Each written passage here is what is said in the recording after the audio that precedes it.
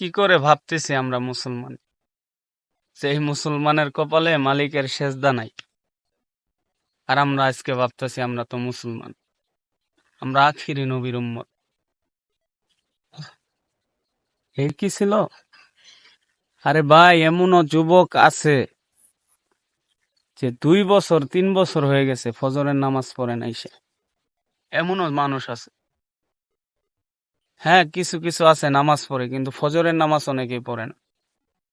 হাদিসের মধ্যে আছে যে হুজুর পাক সাল্লাল্লাহু আলাইহি সাল্লামের জামানায় যারা মুনাফেক, প্রকৃত মুনাফেক, তারাই শুধু জামাতে শরিক হইতো না।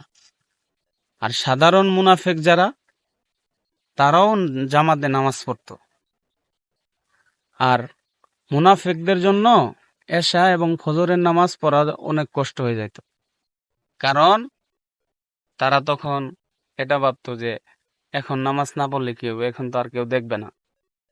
এর জন্য ফজর এবং এশার নামাজের গুরুত্ব অনেক বেশি।